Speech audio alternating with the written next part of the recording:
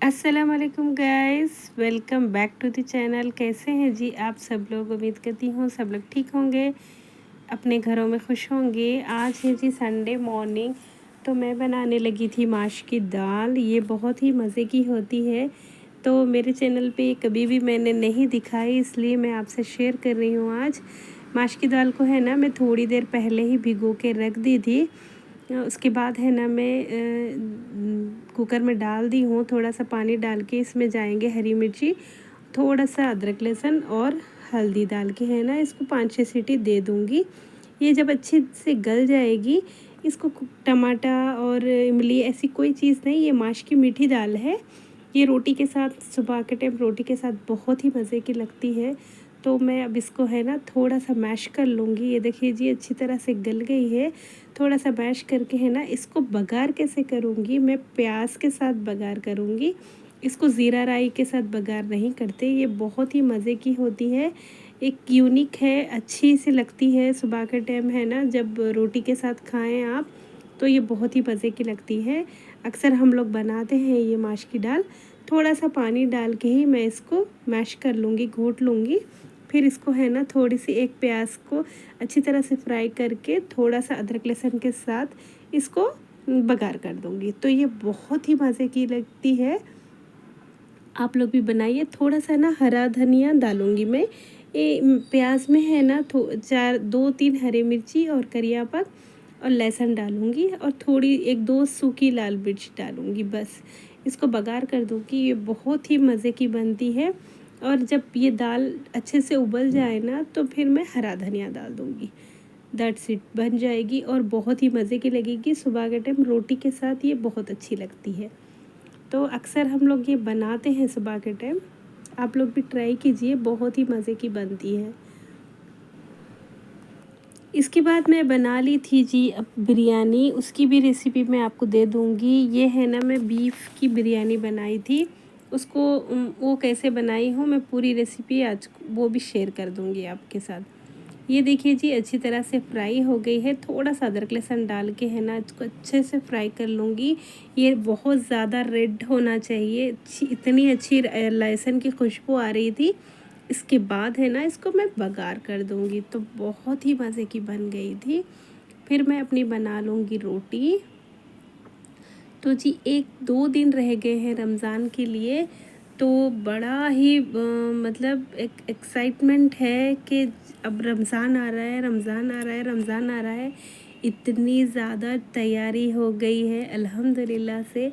तो एक रमज़ान की एक रौनक, रमज़ान की एक खुशी, अल्हम्दुलिल्लाह से अल्लाह ताला ने ये महीने को ऐसा बनाया है, बहुत ज़्यादा खुशी है।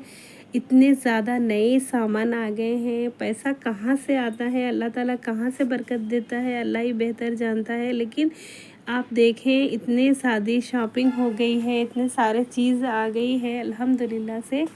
तो रमज़ान की एक बहुत ही ज़्यादा खुशी है हमारे पास। तो यहाँ सफाइयाँ भी हो गई है, क्योंकि तरावी ख़वातीन के लिए भी तरावी का इंतज़ाम रहता है हमारे पास।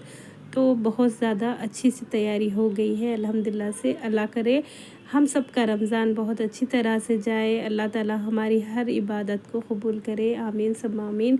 सबके रोज़े अच्छे जाए, मैं तो यही दुआ करती हूँ। इतनी धूप है, तो अल्लाह पाक हमारे रोज़ों में बरकत दे दे, हम लोगों को क़ुव्वत दे दे बस। अल्लाह पाक हमको सबको क़ुव्वत दे दे बस। यहाँ है ना जी मैं बीफ ये गोश्त ली हूँ, ये 1.25 किलो गोश्त था।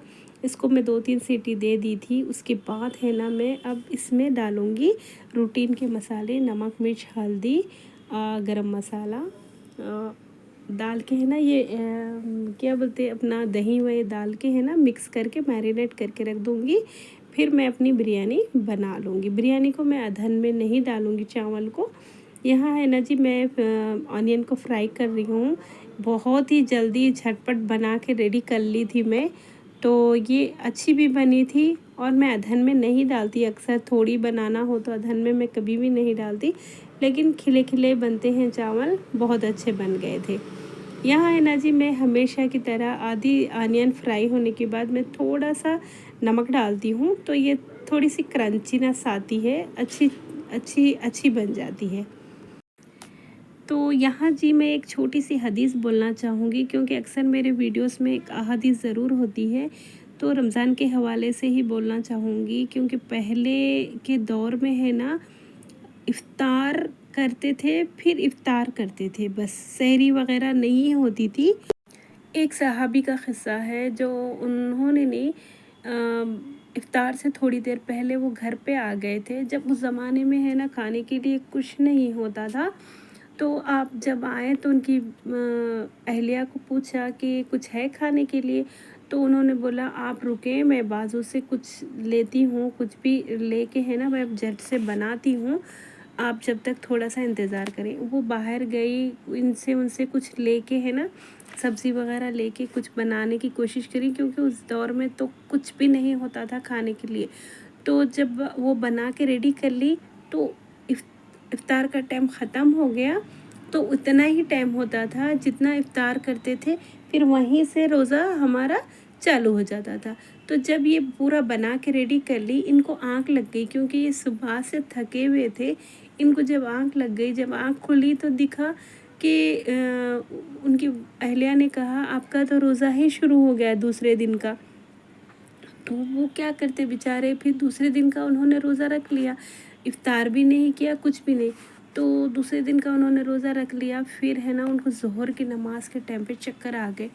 जब चक्कर आके गिर गए ना, तो ऐसे रोज़े होते थे उस दौर के, तो सारे सहाबी मतलब इतने बड़े रोज़े, और ना बीवी के पास जा सकते थे, मतलब सारा दिन का ही रोज़ा हो जाता था। देखो हम कितनी अच्छी उम्मत में आए हैं, नबी पाक सल्लल्लाहु अलैहि वसल्लम जब आए उसके बाद से ये दौर चालू हो गया। आप इफ़्तार करने में बहुत जल्दी करते थे, और सहरी बहुत ताख़ीर तक करते थे। जब तो ऐसा हो गया था जी। तो नबी पाक सल्लल्लाहु अलैहि वसल्लम की तरफ से है ना सबको इजाज़त मिल गई है कि रात को खाना खा सकते हैं, रात को अपनी बीवियों के पास जा सकते हैं। रात में मतलब रात का रोज़ा नहीं होता है, सिर्फ़ दिन का रोज़ा होता है। दिन में रोज़े में अगर बंदा इबादत ना भी करके आराम भी कर ले तो उसका भी सवाब है, और हर नमाज़ों का रोज़ों में है ना डबल सवाब है, 70 गुना ज़्यादा सवाब है। तो नफ़िल इबादतें और फ़र्ज़ इबादतों का सबका डबल डबल सवाब है। तो प्लीज़ कोशिश करें कि पूरी नमाज़ें पढ़ें, सारा अच्छी तरह से इबादत करें। मेरी तो यही ख्वाहिश है। मेरी तो हर वीडियोस में मैं कुछ ना कुछ ऐसे चीज़ें मेंशन करती हूँ, ताकि एक दो बंदा भी अगर ना सुन के थोड़ा सा अमल कर ले तो सबको सवाब मिलेगा।